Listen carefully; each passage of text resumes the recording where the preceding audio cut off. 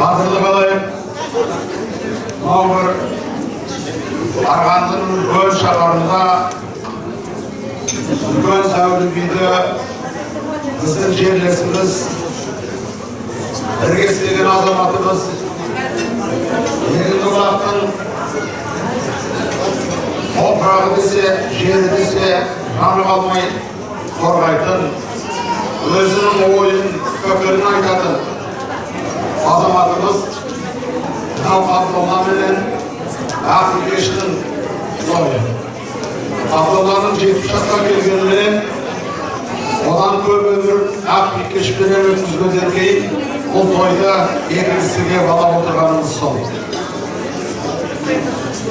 Mınau kişilerden yıkılmasay gelinin yetin kımaşa solsuzluk olap degen Qazaktın makalı var. Mınau Abdullah'ın bizim elbette işgasında en birinci kızımı istegende olsa benim koltanlarımın teşekkür olmalıyız. 1968 yılı Yekindullah Almanı'nın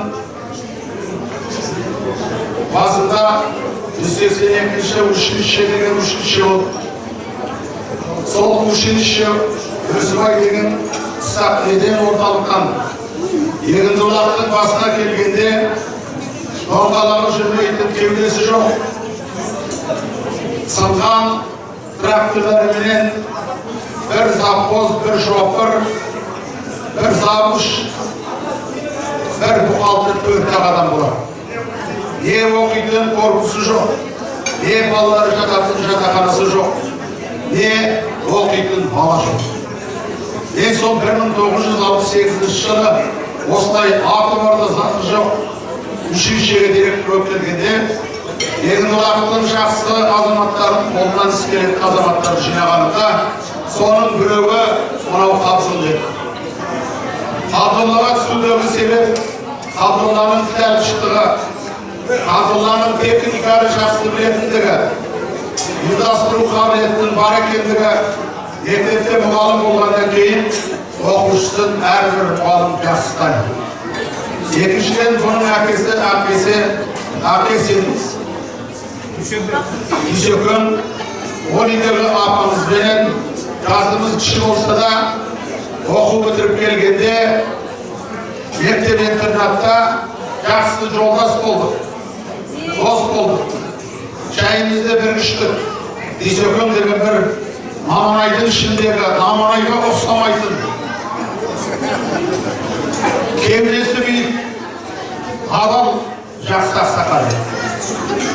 Мынау Абдулла Құрманбаев көп жазып, Düşöкөнді әкемдеп таныған жоқ. Еркелеп жүретін. Мінекей сол еркелегеніменен әрбір әкесін табады ғой. Бүгін енді Абдулланы Düşöкөннің баласы деп айтсақ, ешқандай ашты. Мінекей осы азаматтар сол жаңағы Ушинишенің көсегесін көгертті. Баланы да жинадық. Егінді де ектік. Осындай жақсы жұмыстардың ішінде қазіргі Егіндібұлақтағы анау 40-ші мектепте оқып отырған жеті этажды үй мен жатақхана сол біздің жемісіміздің арқасында Егіндібұлаққа келген ғимарат еді. Ең бірінші Қолшығасын, мен Хлебов, содан кейін Беркамалов үшеуміз атқарыз. Мәне содан әрі қарай сол жұмыстарды осы азаматтар өркендетті. Сол да қазір мінекей Егіндібұлақтың балалары күні бойдақ жақсы жылы жерде сол жұмыс істеді. Мінекей елгезектігі, білмесіндігі Абдулланың осы. Абдулла рахмет мектепке бір азаматын жіберіп, журналистті жіберіп, сол мектепте мені анау естелікке түсіңіз, видео түсіңіз деп жіберіп, жаңа көрдік, сіздер жиналғанға дейін. Сонда ұмытпай, сол мұғалімін етіп, мекеменің басшысы деп сыйлағаныңа рахмет. Ал енді мынау Ақбикеш өзегі жоқ. Егіндібұлақта неше түрлі келіншектер бар ғой. Егіндібұлақта сырттан келген неше түрлі өсекшіл келіншектер бар.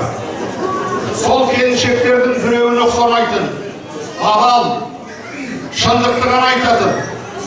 Тіпті Дүйсекеңнің өзіне бетіне қарап тұрып, не дұрыс, не қисық деп айтатын Ақбикеш осы еді. Мына жаңа біреулер айтып отыр, Қабдолла 70-ке келген емес, 50-ге келген сияқтысың деп. Дұрыс айтады. Бірақ Қабдолланы 70-тен 50-ге түсіріп, жасартып отырған осы Ақбикеш.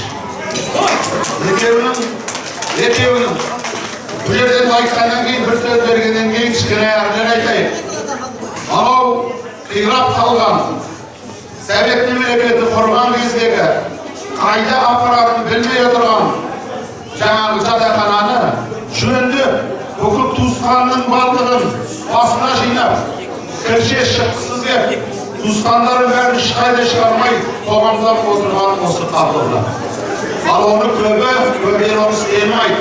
Біргеміз Allah болсыншы, жақын адамдар бірімен бір жақын тұра алмаймыз деп айтатындар бар ғой. Бірақ ол ондайға барған.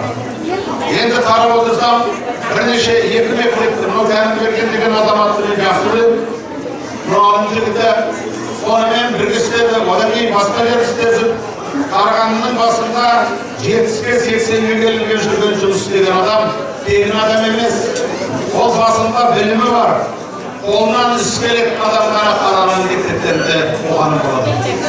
Ешкенені білмесе, қолынан ешкенені келмесе, орыстың жері, қаланың жері, Қарағандының жері бұндай адамдарды алмайды.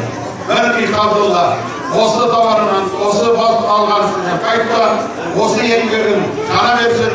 Мінекей күллі елдің басында жинап, біздің атамыздар болсын, біздің тілегімізді естіп жүрсін. Осының барлығы семья үшін үлкен бағыт. Сондықтан менің тілейтінім аман бол, елің сау болсын. Әкем Дүйсекең 90-ға жетіп, ол жеңіліп көкеткен. Қыза болғанда ол кісінің тасының әрі қарай асып кет, ол кісінің тасын аттап өт. Мына Ақбикеш екеуің өмірлі, бақытты, үлкен семья, құқарлы той жасайтын. Тағы да сол тойда бүгін таяқстап келген жоқ, біздің сол кезде таяқстап кел, тағы да батамызды береді. Рахмет. Армысыздар, құрметті қонақтар, қойшығауым. Мен енді Қабдолламен тауық жылы 2070-ге келдік, екеуміз құрдаспыз. Әрі Қабдолла мен қол астында жұмыс істеді. Мынау жас кезінде төкен айтып отыр ғой, тәрбиеледім. Бағана кісілер дұрыс айтып отыр, бойындағы барлық қасиеттерін, мінездерін, сол мінез бәрі сәйкес. Енді бұл кісіге жеңіл болды. Өйткені жас кезден тәрбиелеу баланы тәрбиелеу жеңіл ғой. Ағым бергенде еркі мінезі, егінді бұлақтан алып келген, әртүрлі жағы мінездері, соны түзеліп ептеп шашым ағарды. Енді бұл бір жағынан енді арасында қалған, құрдас болғаннан кейін айтып отыр ғой, менің қасымдағы Ақбикеші, мінеке адам қылып отырған, оған мен сенем, қол сенем. Аман болсын. Ал енді Қабдолла арасында маған жұмыс істеді келіп, өте мінезін айтсақ, елгезер, ақ көңіл, жасына қарамайды, антарымызда барып кетесе шауып қайтып келеді. Мінекей, сондай ақ көңілдігі, білімділігі, еңбекқорлығы, осы күнге дейін жұмыс істеп жүр. Қойса қоймайды. Бикешпен адам болды, енді мен Бикешті алақанымыздан соң айлауым керек, ашқауым керек, әлі жүгіріп жүр. Аяқ қолына жеңілдік берсін, бастарына ам болсын, бендерін сау болсын, мына өсіп келатқан немере шөберелердің қызын көріңдер. Осылай жарасып, екеуің қыз бен жігітке жүре беріңдер. Аман болсын. Қабдолла мен Бикештің Ақбикені қарны жағылып тойына келіп отырды. Бұл Қабдолла мен кішкентайымыздан бірге өткен, үйінде, әкесінің үйінде болып, қалай шешесімен әкесінің қолынан дәмді бір кезіп өтіп. Мектептен кейінгі бәрі уақытын жүрген өтеді. Сондықтан мынау Бикешке көптен көп рахмет айтамын. Қабдолланы осындай дәрежеге жеткізіп, күнсізге соқтырмай, отқа суға түсірмей, осындай дәрежеге жеткізгеніне көп рахмет айтамын. Сондықтан Қабдоллаға мен әрі жолдас, әрі құда болып келемін, інісі Әбіл марқұмның баласын алып отырмын деген тілде балам. Сондықтан бұған енді айтамын. Абдолла мен Бикеш екеуі үлкен орталық үй болды, бала-шаға тәрбиелеп өсірді, жеткізді. Әрқашанда осындай жолдастарының ортасында белсенді болды, жақсылық болды. Жаңа жұмыс жағдайларын туралы айтып жатыр, нұржамайды қойып. Сондықтан бұлай тиме жағдайында біз өзіміз араласып құраласып, Марат үшеуміз бірге жүріп, бірге тұрдық, жаңа Марат бірге құланған жатыр. Сондықтан ол келмей қалды. Жақсылық болсын, отанымыз тиіс болсын, жақсылық болсындай той сіздерге де жұғысты болсын, отанымыз тиіс болсын, дастархандарының астынан әм кетпесін, маңайынан адам кетпесін, әлі де бала-шағасының қызығын көре берсін.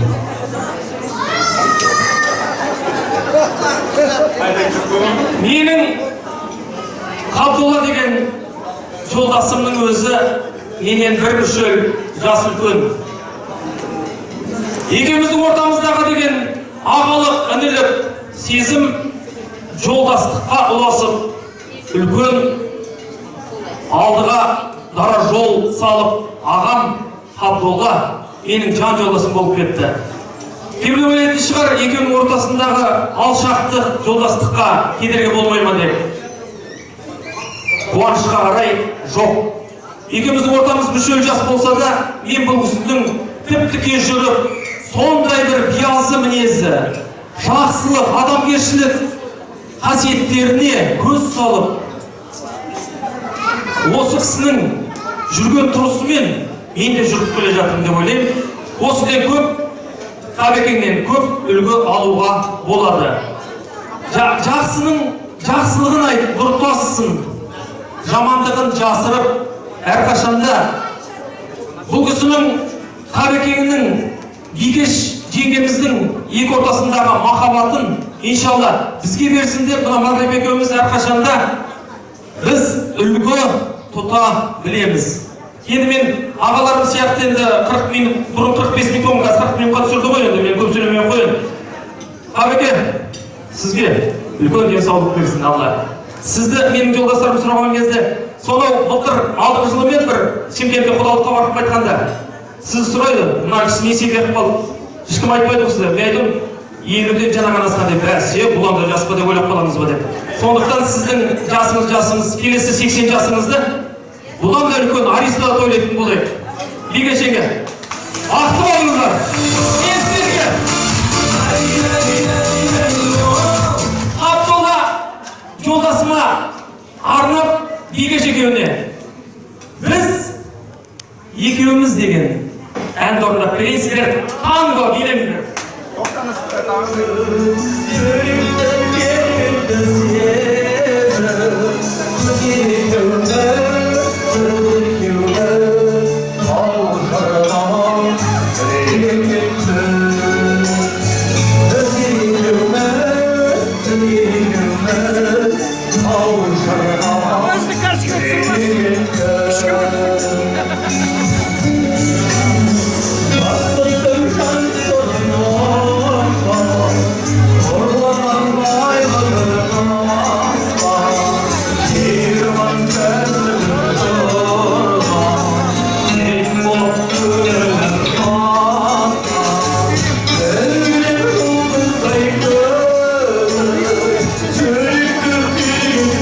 Yeah.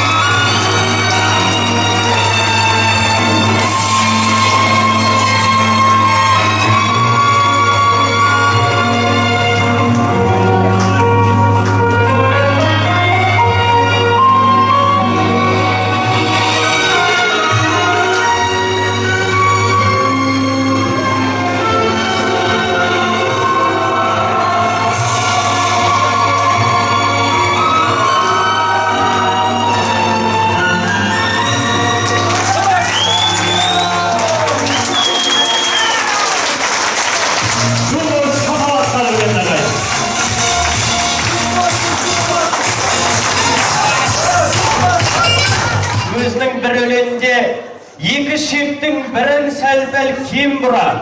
Нағыз қазақ қазақ емес, нағыз қазақ домбыра дейді. Ендеше келесі кезекте осы ортаға сіздердің дұғыл шапалақтарыңызбен берік есімді бауырларыңыз шақырамын. Қошемет қадірмен ағайын.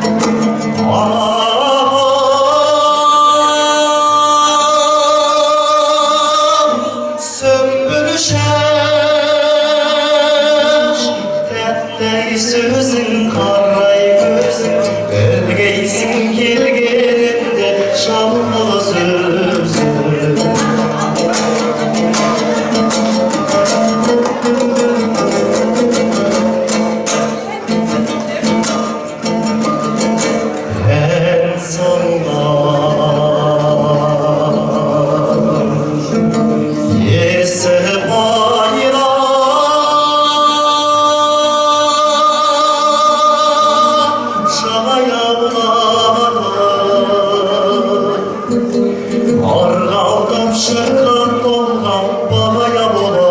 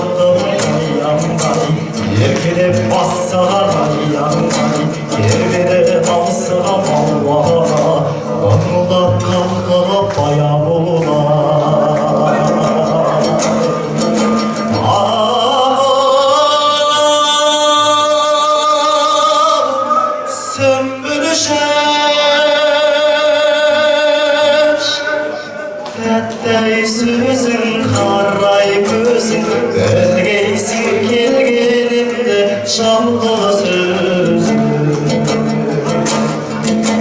Кәттай сөзің қарай көзің білгейсің келгенімді жалғыз өзің Молодец, красавчик! Десең болса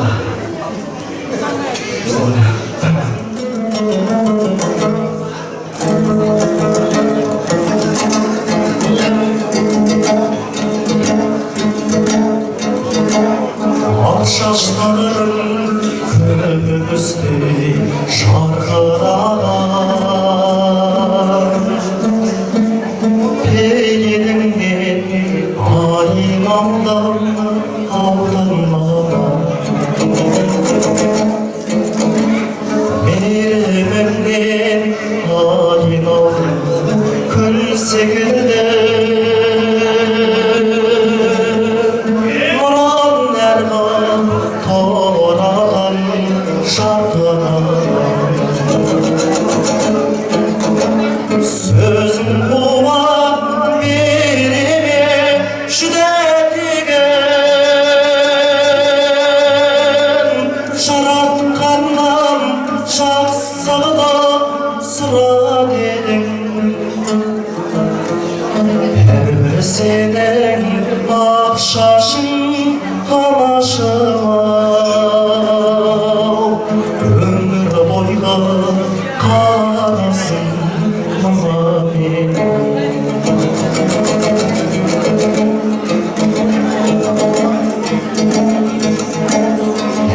сенің келегің ақталады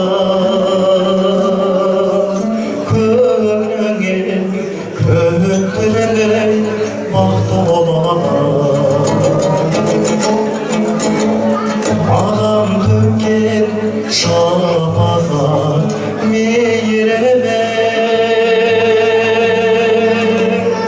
жүрегімнің түбінде сақталады сөзің қуат береме жүдетеген жаратқаннан жақсыға сұрап едің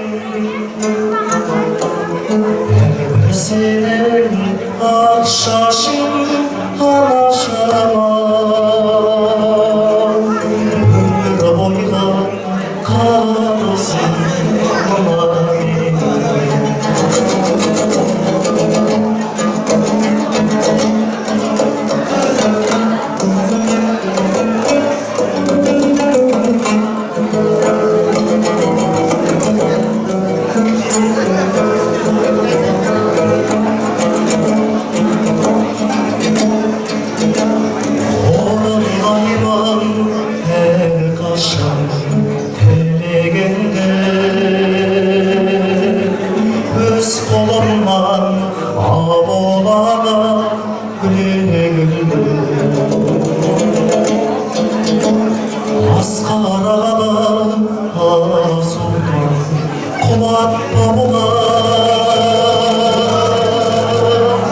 Şarkı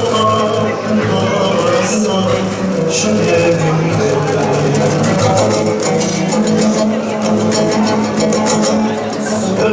kuvat yerine şüdedigen Şarap kandan şak sarılıp sıra dedim Senin akşaşın anaşına Boylar kalsın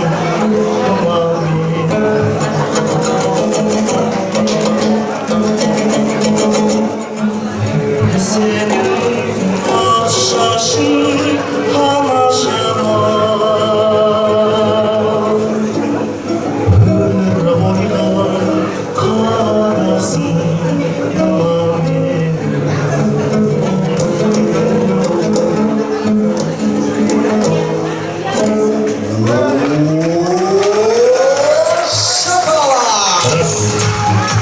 Hoşmet kadınlarının şapalatlarına kalktılar.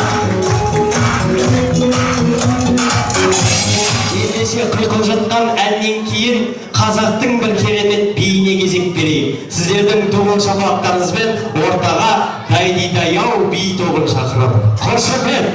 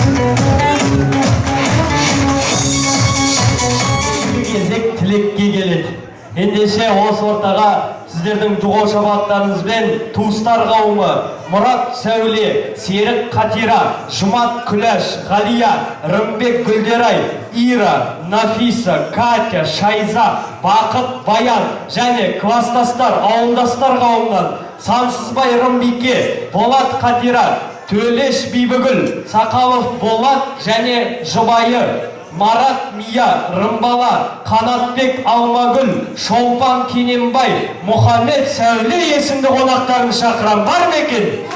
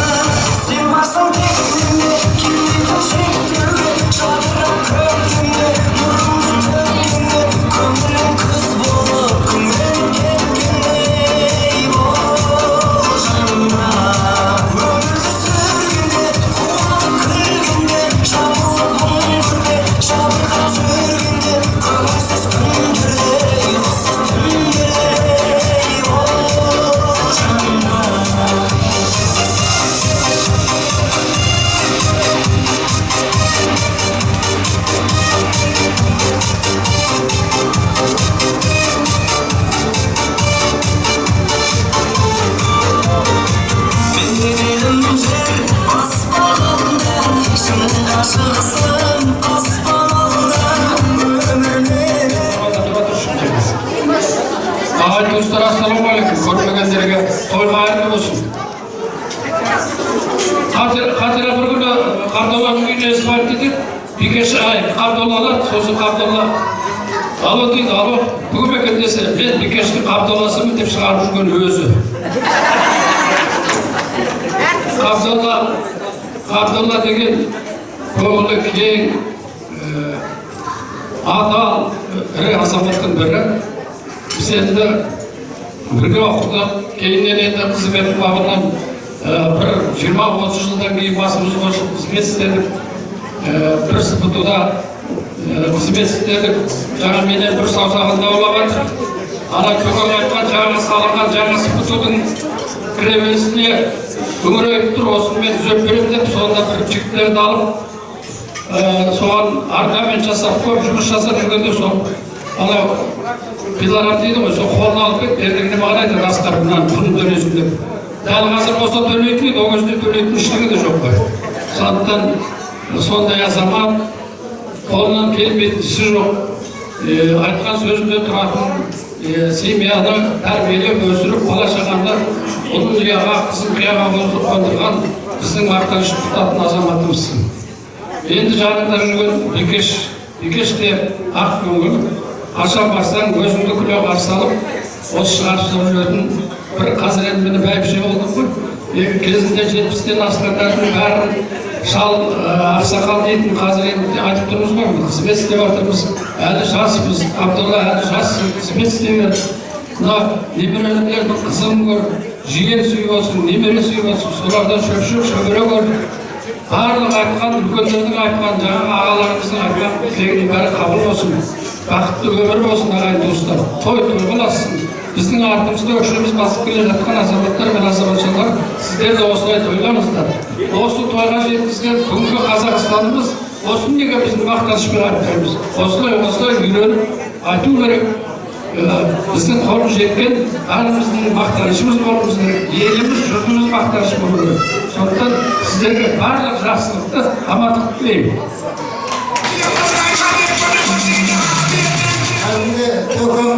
Әлі айтып өтті ғой, бірінші сотын 70 жыл менің шешелерім өтіп, Төлеген Жұмашевичпен бірінші директор болған. Одан кейін 79 жылдың Асқар Серікке мен саусағымның құнын төлеймін деп сіздер көздерін шайтып тұрған. Ал енді білесіздер ғой, саусағымның несін төлеп қой. Ал енді мына Серіктің бір қасиеті өзі басқарған кезде жақсының жақсылығын айт дейді. Осындайда халық есту керек, білу керек. Бұл басқарып тұрған Серік басқарып тұрған уақытта мынау Қарағандыда 49 училище болған. Сол ең біздің Қарағанды бойынша, Қазақстан бойынша біздің Қарағанды облысындағы ең көп училище болған. Сол осы Серік басқарып тұр бізде. Мынау 9 ауыл сельский училищемізде біз 3-ші орында тұрғанбыз. Ол Серіктің училищесінің еңбегі өте зор. Мен осыны айтайын деймін. Рахмет. Ағайын туыстар мені бүгін тапқан мен Бекештің 70 жылғы мерейтойын жиналғанбыз. Енді мен айтайын дегенім, мына жерде Серіктеріміздің кейінгі мен айтайын дегенім күн Қабдолла Бекешпен 20 жылдан аса қосшы боламыз. Сондықтан мен айтуға міндет. Енді не айтамыз? Мына жерде Қабдолла Бекешпен 70-ге қатты. Bir кезде бәріміз жас болдық, бір-бірімізге ойнап күліп әлгі немере көреміз бе, көрмейміз бе деп оны ойлаған жоқпыз. Бәрін көріп отырмыз, Аллаға шүкір. Немере де шөбере де көріп отырмыз. Қабдолла Бекешпен қуаныштымыз. Туған туыстар қасында аман-есен мұны тойлап отырып, бала-шағасымен біз соған тілектеспіз. Енді айтамыз, бағанадан жас тілектер айтылып отыр. Бірінші денсаулық болсын, денсаулықсы бәрі болады. Бақытты болсын. Қабдоллаға Бекешеге мына 70 жылдығымыз қайырлы болсын. Бағанадан жақсы тілек айтып отыр ғой, сол тілекке қосыламын. Жаңа Серік Асқарович тілек айтты, бірге істеді. Кілшіміз Серік Асқарович болды, Әлішер, Қанат, нұрман, 4 қабырға болды, кішімізді болды. Барлығына мамай. Енді бұлай қарағанда қабдолаған сырасы жақсы, ат көңіл, ауылмағы, туған туыс, бала шағаны, көршілерін жанында маңайында ұстап отыр. Енді жеңгеміз ылғи сыйлап, бізді бауырмалы тартып жүресіздер. Көп сіздерге рахмет. Жастарымыз өсе берсін, көе беріңіздер. Бала шағаның, немененің қызын көріңіздер. Енді үлкен Ағатай мен Сәбенді шақырдыңыз да, ол кісілер келе алған жоқ. Бір себеппен мен сіздерге айттым, бірақ Сәбен бесін сіздерге берді. Қазір арқаңызға жабамыз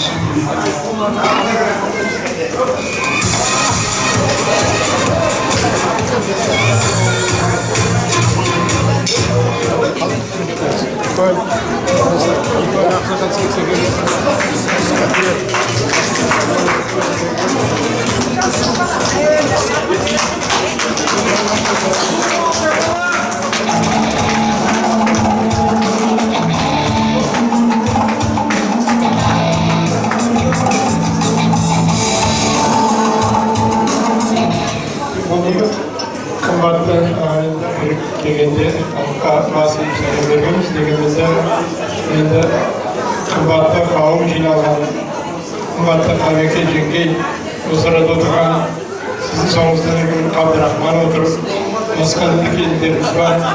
Осы бүгінгі үлкен мынандай ғимаратта жасап жатырсыз, өзіңіздің 70 жылдық тойыңызда құтты болсын, қайырлы болсын дейміз. Үлкен ақсақалдар, үлкен әжелеріміз, жеңгелеріміз жақсы тілектер айтып жатыр, бір істеген азаматтар бәрі де періштелер бұларға шалсын дейміз. Ал көп әрине өле берсе сөз шыға беретін шығар, бірақ дегенімізде қысқаша айтайық. Кешегі сіздерді асырап сақтап, осындай қалға жеткізген үлкен Дүйсекең атамыз, Мәкетай анамыз, көптеген халық жаңағы аттарын атап жатыр ғой, дүниеден өтіп кеткен сол кісілердің бәрі де көз алдымызда. Жақсылықтарыңызды, істеген еңбектеріңізді бәрі жаңа Төкең ағамыз, Сейкең ағамыз істеген бәрі де айтып жатыр ғой. Біз ағайын ретінде айтарымыз, деніңіз сау болсын, жеңгеміз екенбіз, жақтарыңыз сөй жаманды көрмеңіздер. Бұны орада жаңағы нағашымыз деп жатсын ағамыз, бұны үлкен Ермағамбет ағамыз отыр ғой. Мен айтар едім, осы отырған өзім білетін, өзім ес білгелі, жаңағы оң жақ сол жағын танығандар, осы егін бұлар өмірінде, мынау жер шаруашылығында, халық шаруашылығында жерді қайыра жыртып, еңбек етіп, сол егін бұлақтың экономикасына көп еңбек сіңірген Ермағамбет ағамыз, оны біз бөлмейміз. Сізге аға, осы нағаш, бізге де аға. Сондықтан да осы арада отырған біздің үлкендеріміз күні аман болсын. Әрқашанда соңымыздан жүрген бала немерелеріміз бәрі өмірлі болсын, бәрі біз біле бермейміз. Әрқашанда мына тойларыңызға шақырыңыздар, рахмет сертификаттеріңізге, Алла сыйласын. Рахмет. Құрметті қауым, енді мынау Абдулла мен Бикешке жаңағы бұрынғы бала кезінен жұмыс істеген коллективінің басшылары жақсы мінездегі айтып кетті ғой. Енді жаңа асабада сұрақтарында Қабекең қандай адам еді деді. Сонда кішіпейіл, еңбекқор, ұйымдастырушы қабілеті жоғары деген баға алдым ғой. Сол бағаны мен де Қоскафелейінде тұрдым. Осыдан 1-2 жыл бұрын, 1,5 жыл бұрын біздің бітіргенімізге 50 жыл болған болатын. Біз сыныптастардың атынан бағаны тілеп дегеніне қуаныштымыз. Солында бүкіл ұйымдастыру жұмысын осы Қабекең атқарған болатын. Сонда саған енді еңбекке артық сыныптастардың атынан рахметімізді сол кезде де айтқанбыз, әлі де айтамыз, айта да береміз. Сондықтан болашақта бала шағаның немерелерінің қысында тойма, жеке-жеке әлі қалай жыл жасайсыңдар, жасай беріңдер. Осыдан тойларды құдай айырмасын, отанымыз аман болып, осындай бейбітшілік заманда қызықты басқарғанда басымыз қосып ойласын. Батышты тез отырыңдар, тыңдаңдар. Құрметті қауым, бүгін бәріміз ақ жүрекпен, ақ ниетпен мерейтойға жиналып отырмыз. Бүгін Қабекеннің 70-ге келген күні. Енді қазақта айтады ғой, көп тілек көл болады. Осы отырған кісілер кейбіреу білмейді, осы Ира қай жағынан туыс болады, кім бұл өзі шалағыда тұрған осында. Мен айтайын, Абдулланың әкесі, менің сүйіктім енемнің, менің жолдасым Қуанымның шешесінің жалғыз туған бауыры болады. Сонда мен жеңгес болады. Сонда жеңгес сен шошақай қайным ғой, Қуан сенен үлкен ғой болды. Енді Қабекен 70-ге келдің, құтты болсын. Денсаулығың мықты болсын. Қосағы мен қосағары өмірің ұзақ болсын. Қыз ұлдарың адал болсын. Немере шөбере көп болсын. Қартайғанда өзіне ана болсын. Шөберенің қолынан су ішіп, жұмақта есігін ашық болсын. Ата деп артынан қалмасын. Жанын түскенше Қабекен жаманды болмасын. Ала бергеннің қуатымен жүре бер, менің қайным жүз жасасын. Осында отырған құрметті қауыма жаңа жылдарың болсын, дендерің сау болсын. Асқа қанағат, барға тауға, жоққа сабыр, жақсылыққа алғыс, болашаққа сенім сіздерге тілеп тұрмын.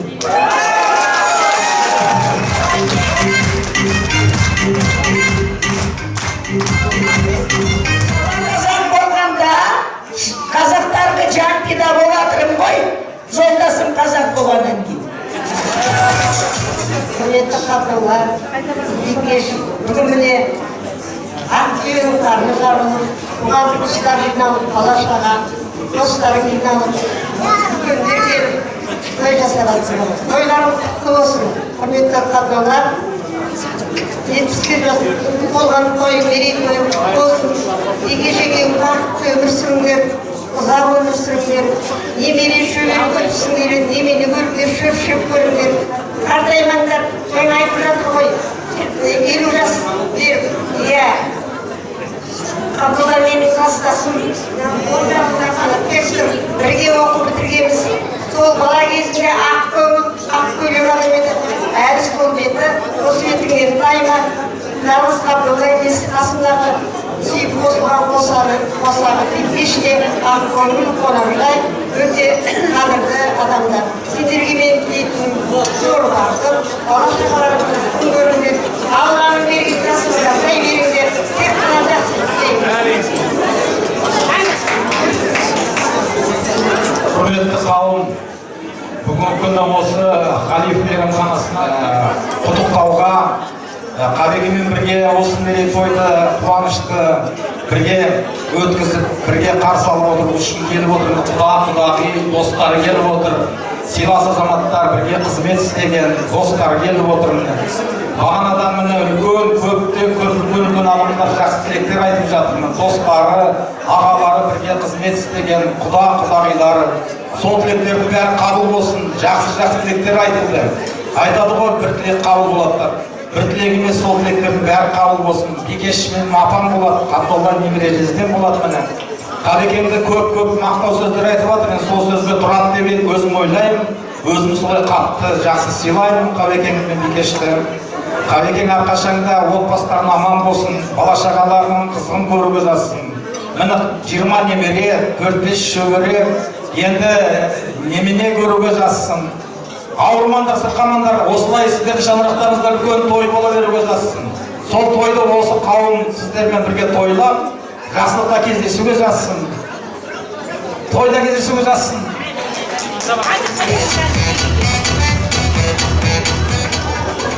Абдулла Бекеш, міне бүгін мерейтойымды тойлауға барлық туысқандарым келіп жатыр.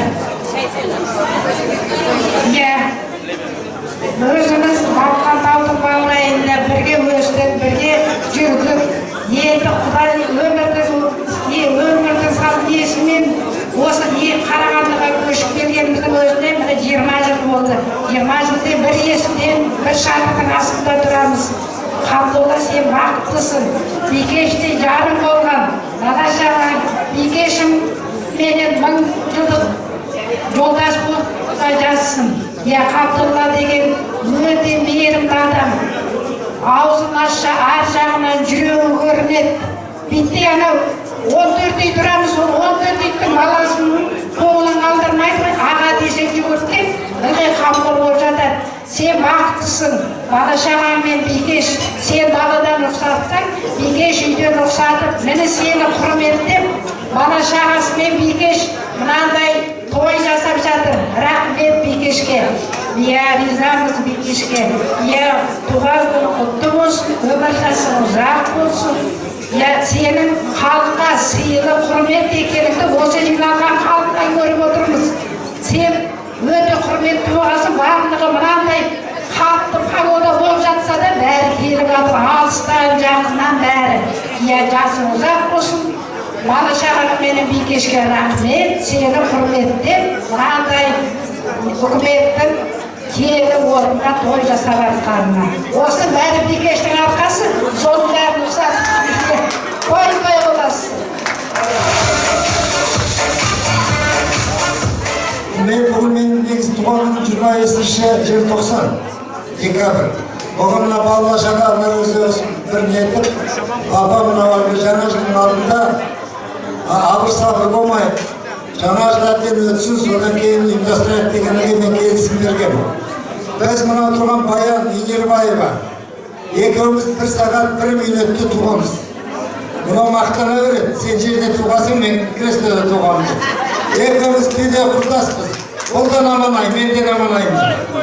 Ал енді жас кезінде папасы ағайын туысқан болғаннан кейін үйдегі соғымға келіп тұрады ғой. Сонда Рахмет марқұм папасы, екі тұрғызып қойып, екеуміздің бойымызды өлшейтін, қайсысын өсіп көресің тезіректі. Өтмесіндегі мына Баянында бүгін 25-ші декабрь туған күні болған. Туған күн құтты болсын Баян, жасың ұзақ болсын, бала-шағаң қызың бар, жолдасың кетіп қалған сені ұстап, бала-шағаң аман болсын. Абдулла, келген жасың құтты болсын, бала-шағаңның қызығын көріп, бала-шағаңның қызығын көріп, осындай Бекеш екеуің міне сендер 70-те деп ешкім айтпайды, 50-те деп айтуға болады, әдемі қартайып, 80-те шығыңдар.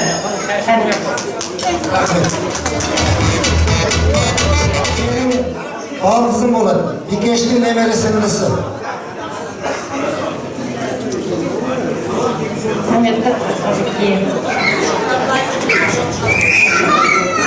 Алла сізге беріп отыр. Жақсы мінез, жақсы жүрек, Құдайға шүкір.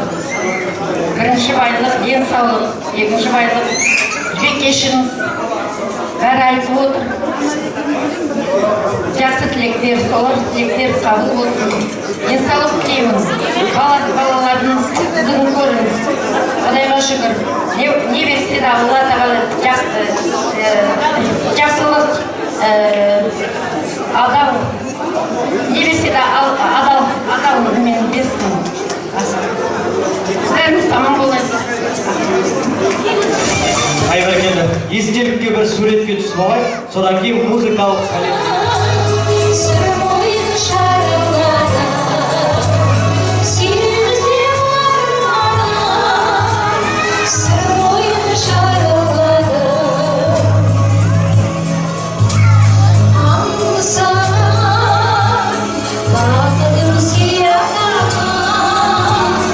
I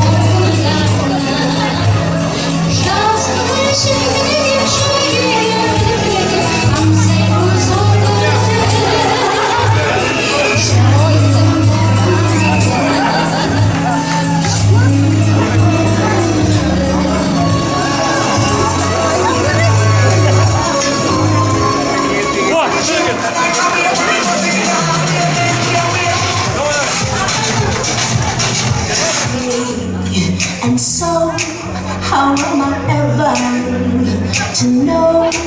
You always tell me, perhaps, perhaps, perhaps.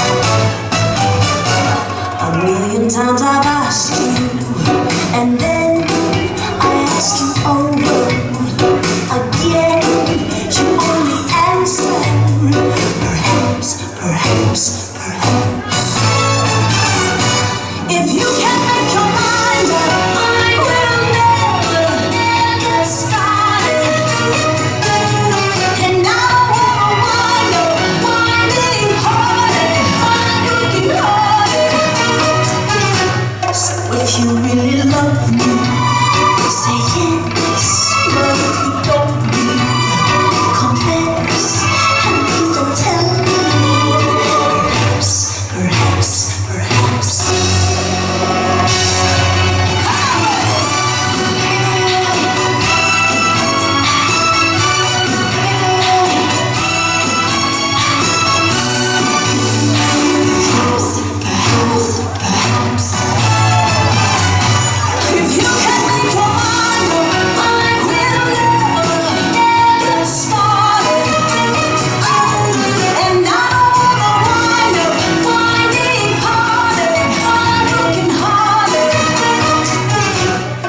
If you really love me, say yes. But if you don't, confess. But please don't tell me. Perhaps, perhaps, perhaps. Perhaps, perhaps, perhaps. Perhaps, perhaps. Perhaps.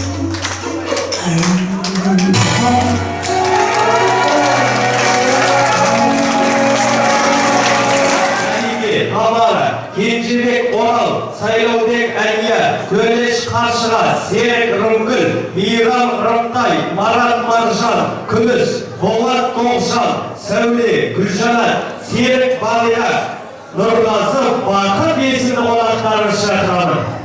Қайдеге құралар ойма?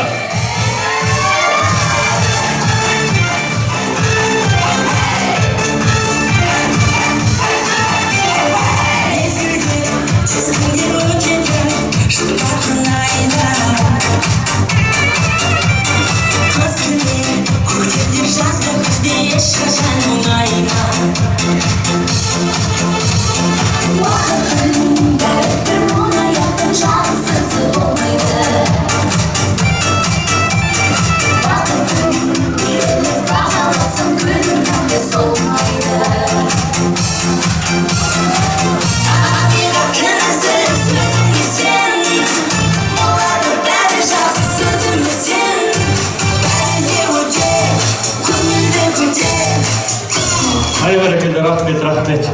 Тұрғандарға тұрсаңыздар, әлі билейсіздер, билеп үлгілесіздер. Бүгін Абдолла мен Бикештің мерейтойы болып жатыр.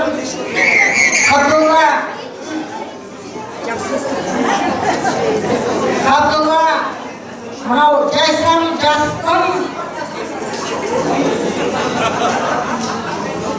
Жайсаң жастың 70 жасына теңіз толқын тәрізді жетіп қалыпсың. Мен де соған жетіп қалыппын. Сондықтан Абдолла екеуміз құрдаспыз. Бастауыш класста бірге оқыдық. Бірақ ата-анасы школе мектеп-интернатында істегеннен кейін бұл Абдолла школ-интернатқа ауысып кетті. Содан бірге бітірдік. Бірге жүрдік, бір ауылдың азаматы, бәріміз бір құрдас сияқты ойнап күліп жүрдік.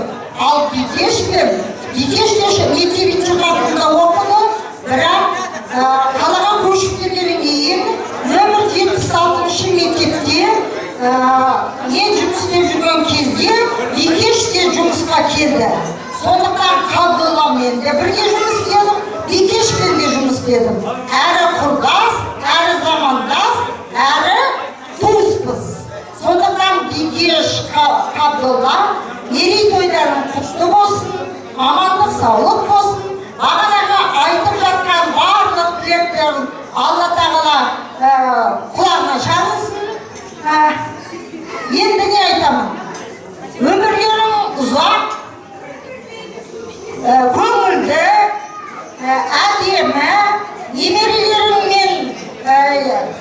есейіп қызығын көре бер. Бұдан 10 жыл бұрын 60 жастың тойлаған болатынбыз. Енді міне 70 жастығына келіп отырмын. Енді Алла тағала 80 жасқа келу тойына қатысуын нәсіп етсін. Тойыңыз ассын.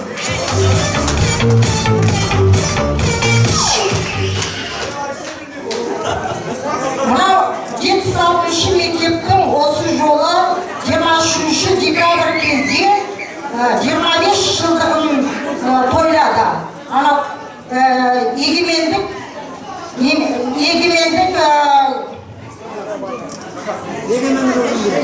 алған елден кейінгі 25 жыл.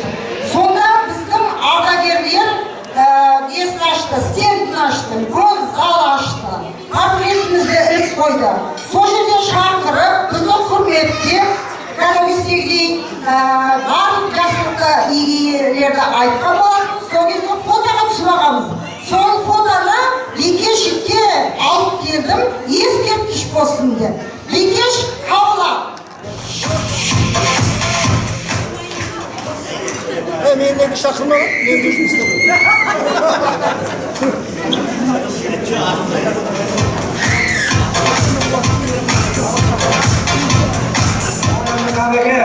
Bikeş, buna cep hayırlı olsun. En başta yani tahtilekler aytып отырып, bizim aldığımızda bize neyini aytasın tileklerimiz sizlerin başlarınızga baktı kolu var. En başta densallık olunlar, alaşağalarımızdan nemeri şöbürlerin kızıklarını olunlar. Onların kızına doymay ortamızda jürep oynap jürep. Kutlu olsun. Ne oldu? 70 yaşında toylar olsunlar. O zaman kızıkta olsunlar.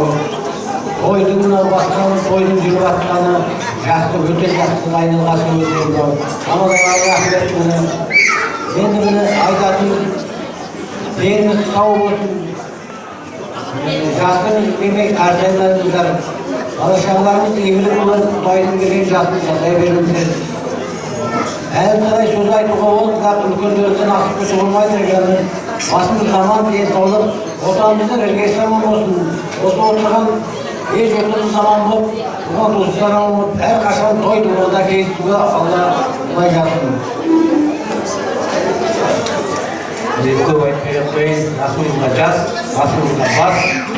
Elimiz sağ ol, bu şöbere, şöpçek, elime görüp Allah'ın verdiğini jasay verir. Tabii ki şimdi sizge rahmet көп бізді құрметті шақырғаныңызға. Күйеу балам келе алмады бір себептермен. Одан екеуміз келдік.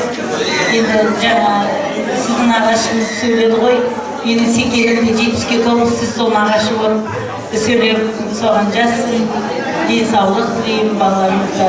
Білем ғой бәрі ыстық, бәрі енді өсті. Мінекей өте бақытты семья деп ойлаймын сіздерді. Үлгі боласыздар. Енді алдымызда ағаларымыз кетіп қалды. Енді сіздер бізге аға болып жүре беріңіздер. Енді өмірді сыйлаймыз, сыйлап өтеміз. Рахмет сіздерге. Туған күніңізді зор денсаулық. Жастарыңызға жас қосылсын. Немерелер балаларының қызығын көреміздер. Бәрімізге жаңа жылдардың той боламыз.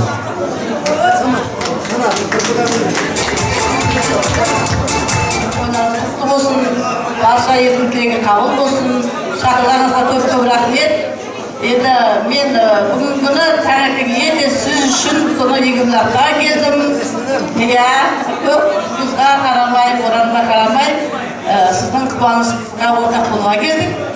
Көп рахмет, шақырғандарыңызға балаларыңызды қызығын көріңіздер. Айбаркелді, солай ән беріледі, ән тоқтағанда жалғастыру керексіздер. Түсінікті ғой? Ендеше кеттік.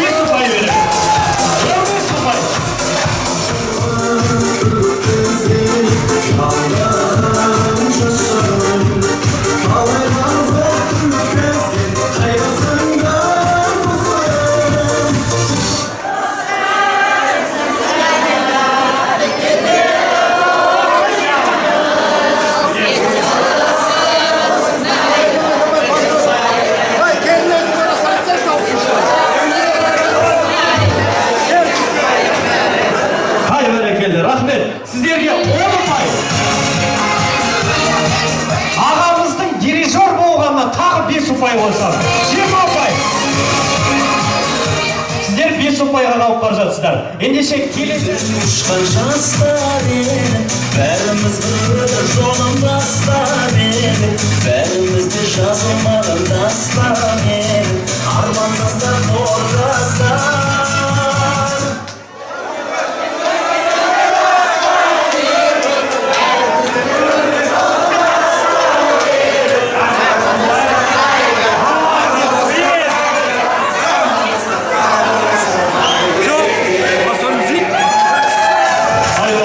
Сіздерге 10 ұпай беремін.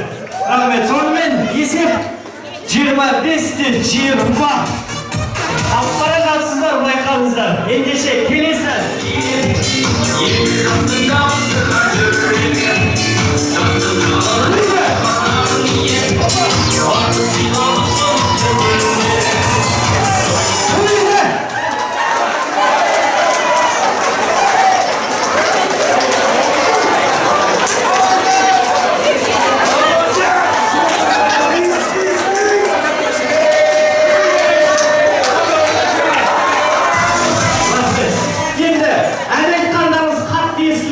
Бірақ би келеген ағамызға 15 ұпай беремін.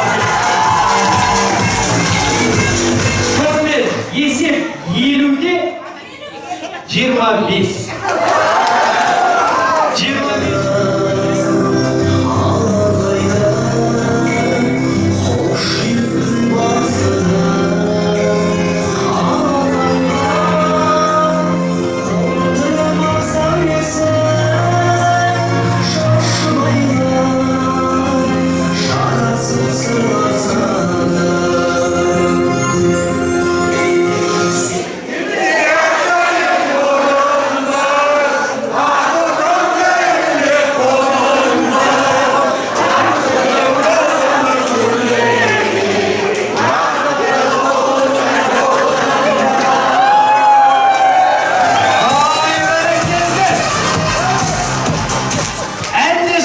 Bir de жақсы. 25 ұпай беремін. 20-де 20.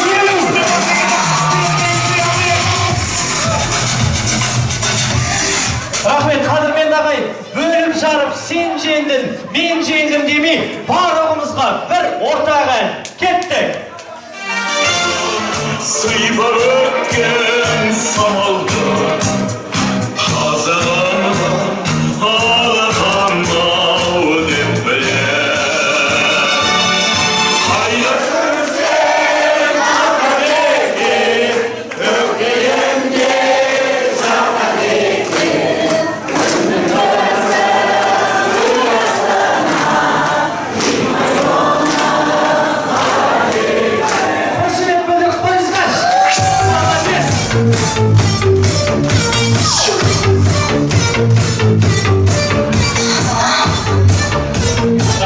Рахмет. Би биледік, ән айттық, көңілімдік дұғау шабағаттарымызбен нағашылар қауымы Икрам Бақыт, Алтынбек Бақыт, Айдарбек, Қайыржан Бақыт, Бауыржан Тамара, Гуля, Қанат Гаухар, Қарлығаш, Сабыржан Айнұр, Нұрлан Гүлмира, Ержан Ләзат, Гүлден Батыр, Еркін Зина, Ербол, Бота есімді қонақтарымыз шақырам. Бар ма екен? Абдулла ағай, Бекешеге, тойларыңыз құтты болсын. Біз енді нағашысының балалары боламыз, төрт тұр әкеміз. Енді өздерімен біз нағашы жиын болғанмен бәріміз бір үйдің семьясындай болып өстік. Бала кезімізден біз интернатта оқысақ та осы жездемізбен апамыздың үйінде өткіздік балалық шағымызды. Сол үйден кіріп шығып, ішіп жеп, сөйтіп өскен балалар. Енді одан кейін үрдіс әнді жалғасып келе жатыр. Абдулла ағамыз қазір сол жақтан үлкен. Ол кісі де қазір сол жасы келгендіктен істеп отырады. Өткенде апамыз қайтқаннан кейін 6 айдан кейін звондайды. Барсыңдар ма? Апаларың өлгеннен кейін сендер келуді қойдыңдар ғой деп. Өзді сәтіп жүріп. Содан енді қандай қуаныш болсын, бірінші осы кісі звондап құттықтап жатады. Endi biz rasmda naqash jeyindeymiz, bir-birimizning quvonchimizni, qayg'imizni bari birga bölüşüp жүрміз. Endi жаңа жақсы тілектерді айтып жатыр ғой. Ағаларымыз, осы апаларымыз, елдің адамдары. Endi бәрін айтып жатқан сөздер мына басқа тойға қарағанда бұл жерде расында жүректен шыққан ақ тілектер. Бәрі расында ағатайымыздың өзінің көңілі қандай болса, бүгінгі айтып жатқан тілектердің сондай болып жатыр. Сондықтан енді сол бағанағыдан бері айтқан тілектің бәрі Алла тағаланың құлағына шалынсын. Ағай, ортамызда өстіп жүре береміз, жас болып. Жеңгейдің арқасында ештеңе ойламаңыз. Әрқашанда осындай бала шағаның қызығын көріп, деніңіз сау болып, орта туған туыстың, жолдас жоралардың, ауылдастарымыздың арасында ойнап көріп жүре беріңіз. Алланың берген жасын жасаңыз, тіл көзден аман болыңыз. Сол бала шағаңыздың немере шөберелердің бәрін қызығын көріңіз. Дастарханыңыз тек қызыққа, жақсылыққа жайылсын. Аман болыңыз. Ойлап бөлген сөзіміздің бәрін ұмытып қалды. Бәріміз сында, мінді, ағатайда тілектің бәрі жақсы. Ағатайлар айтты жаңағы мысалы, сында, мінді де бәрі. Оның бәрін қосылып сейді. Шынымен келгенде, Қабеке мені, кеш жеңші. Өмір жастарыңыз ұзақ болсын, ақшанды бірге қатайып, балжағанның ортасында қызықтап, өздеріңізді ақшанда ақыларыңызды айтып, жақсылап осылай. Тілектеспіз, 100 жасарыңыздар, өмір жастарыңыз ұзақ болсын, ақшанда қуанышпақ ойда. Ақпаратқа жағын айтпай қойын. Жарайды.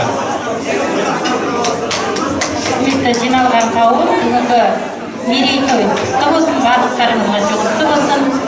Аға және апайым және жеңгем, Текештәде, бүгінгі дүбірді тойларыңыз құтты болсын. Сіздерге зор денсаулық, мол бақыт тілеймін. Жаңа жиналған қауым сіздерге бауырмал, ақ көңіл, елгезек деген осы үш қасиетті өте ерекше атап өтіп келеді. Сіз мен үшін сіздің астанатпен жастымын. Сіз маған әкемнің орнындай адамсыз. Мені бүкіл балаларымның қызығына әкем сияқты жақсылық жасап, бүкіліне атсалысып көмектесіп жүрсіз. 100 жасаңыздар, ұрпақтарыңызбен 1000 жасаңыздар.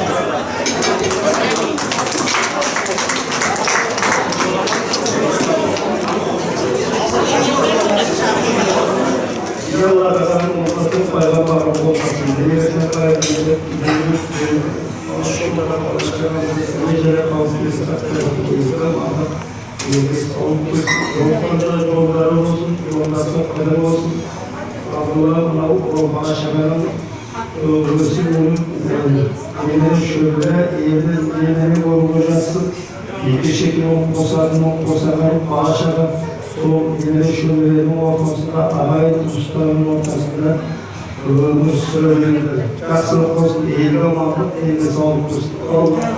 Әмин Аллах.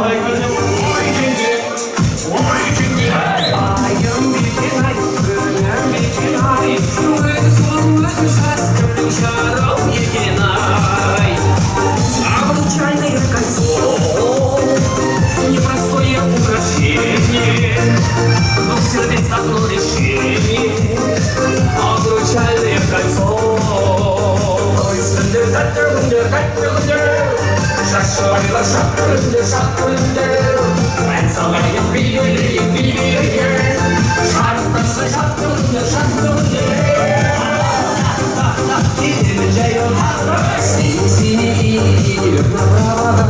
Мне ведь темно-синим сияет звезда. Только мне ведь темно-синим. Расстроенный, клён, зеленый цветок. Я влюбленный, смущенный рядовой. Клён зеленый, да клён кудрявый, да раз кудрявый звездой.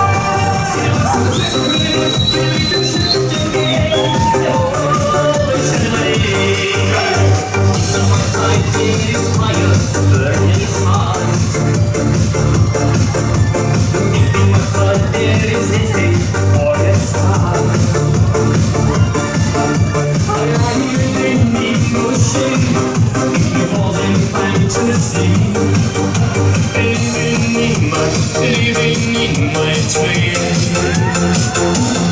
In my home, in the sound, I keep it shining every day.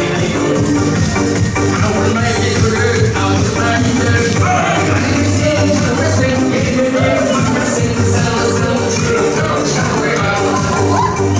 So good, my husband,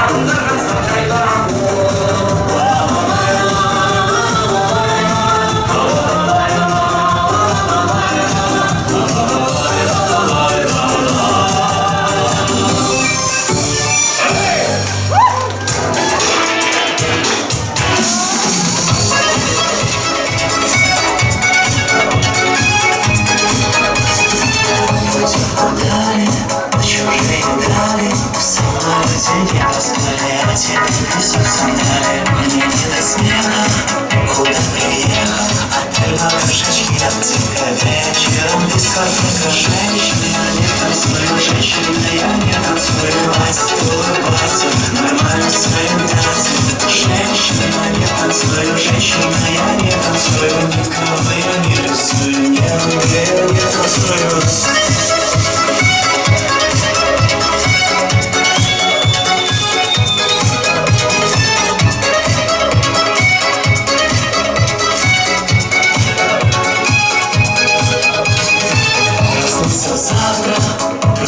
Завтрак, ну здравствуй, детка, рядом жгучая брюнетка.